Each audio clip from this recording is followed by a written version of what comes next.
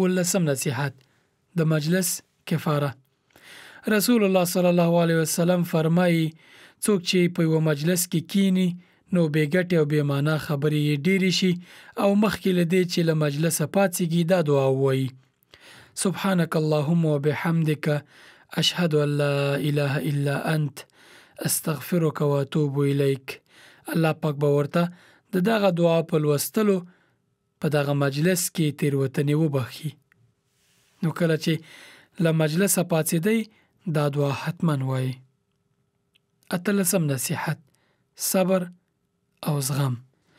صبر یا زغم د بنده لپاره بهترین علاج دی.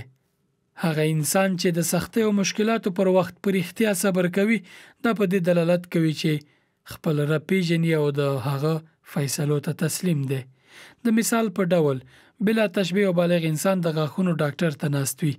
د میکروبي غاښ ویستلو پر مهال سره لدې چې درد ورسیږي او په تکلیف اخته کیږي خو بیا هم له ډاکټره مننه کوي ځکه د یو میکروبي غاښ ترې لرې کوي او له یوې ستونزې بچ کوي.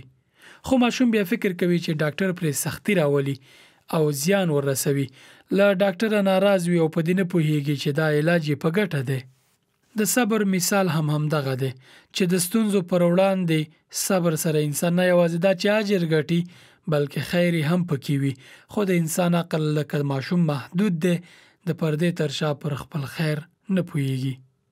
الله پاک فرمایي: قل يا عبادي الذين آمنوا اتقوا ربكم للذين أحسنوا في هذه الدنيا حسنة وأرض الله واسعة إنما يوفى الصابرون أجرهم بغير حساب.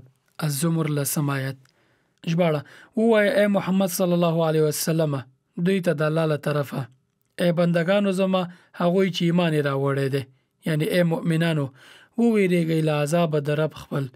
شته هغو کسانو ته چې په دنیا کې نیکی کړي ښه بدله یا اجر یا نیکی او ځمکه د الله ارته ده یا پراخه ده. بېشکه همدا خبره ده پوره به ورکړل شي صابرانو ته اجر او ثواب د دوی بې حسابه. په یو متفقون علیه حدیث کې رسول الله صلی الله علیه وسلم فرمایي مسلمان باندې چې سختی، ناروغي، غم او خفګان یا تکلیف او نور غمونه راځي الله پاک ورته د دې په بدل کې ګناهونه بخي آن که یو ازغی پخه کې لاړ شي. بل حدیث مبارک هم ورته موضوع ته اشاره کوي.